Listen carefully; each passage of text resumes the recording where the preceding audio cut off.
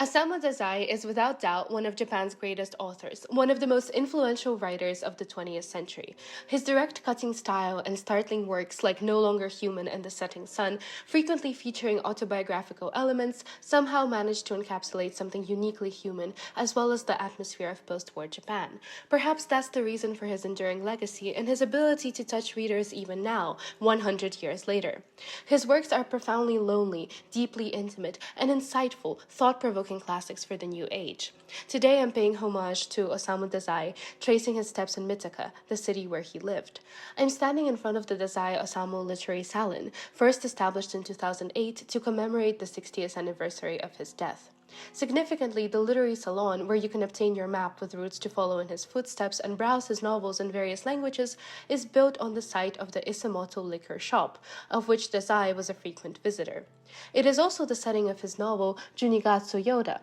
This is a tiny building characterized only by the quiet refuge and the wooden interior, a sharp contrast to the bustle of the road and the gray landscape of the buildings around the salon. Dazai was born in 1909 in Kanagimura, but studied in the French literature department at the University of Tokyo, which he eventually dropped out of due to struggles with addiction. Yet nonetheless, his career in life kept on developing in Tokyo. He rented a house in 1939 in Mitaka, where he stayed until the end of his life, thus associating Mitaka permanently with Dazai.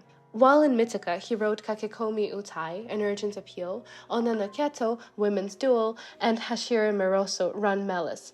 After World War II, he still continued writing based off of life in Mitaka, with works like Chi-Chi, Father, and Asanoto, A Cherry.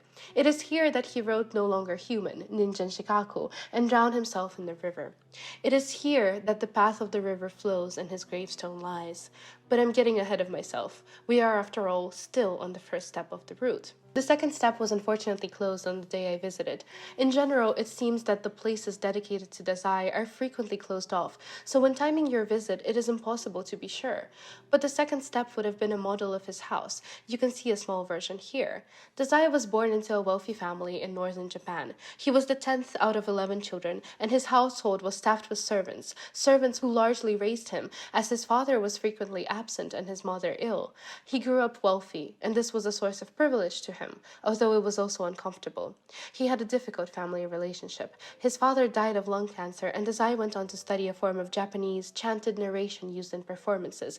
But after his favorite writer Akutagawa committed suicide, Dazai started to have issues with alcohol and women, and he attempted suicide himself for the first time in 1929. Throughout his life, he struggled with depression, and this would not be his first attempt. The reader can come close to, in part, understanding just how difficult it was to live in Dazai's head in reading No Longer Human. No Longer Human feels like being submerged underwater. Reading the novel gives you a sense of deep claustrophobia. It makes you feel closed in, trapped. Is this what it was like for Dazai? Shortly after he got his life back on track after the first attempt and began studying French literature, he once again attempted suicide, one more time with his lover. His lover succeeded. Dazai did not. This led to him being charged as an accomplice, and the shock of it all led to a brief reconciliation with his family. Their wealth helped. The charges were dropped. Dazai's event-filled life demonstrates just how, perhaps, he was able to so finely describe and characterize mental issues in his novels and treat the taboo subjects with such emotional precision. We are now standing at the site of Osamu Dazai's former house. It is here that he began to live in 1939. His final years were ones of intense productivity and creativity, as evidenced by all the works he published. What's so special about his works, you may ask, that I came from across the other side of the world to be here? Well, his writing is not just the epitome of psychological depth and filled with boundless darkness. He's also a master of blending fiction with autobiography. He writes beautifully simply. His work draws you in until you're unable to turn away. He's one of the finest examples of Japanese literature, very distinctly Japan, just as much a part of this country as this architectural style of the nature.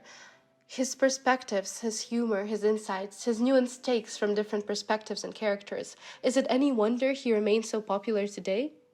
It was in 1947 that he began working on No Longer Human, the novel that sparked my interest.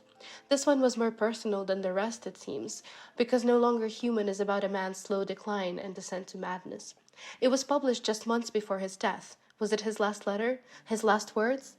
Just a year later, in 1948, with his lover, Dazai drowned himself in the Tamagawa Canal, which today is overgrown with leaves and fenced away. You can barely see the river, and only a small plaque marks the place where his remains were found.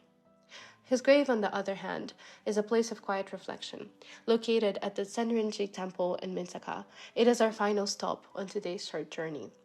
Dazai was an incredible influence on Japanese culture and writing. He remains a symbol of the artist, and his work and his biography play a testament to the struggles of the human condition. His writing continues to speak to readers today, and he lives on in our memories. His legacy remains strong. Mitaka, 2024.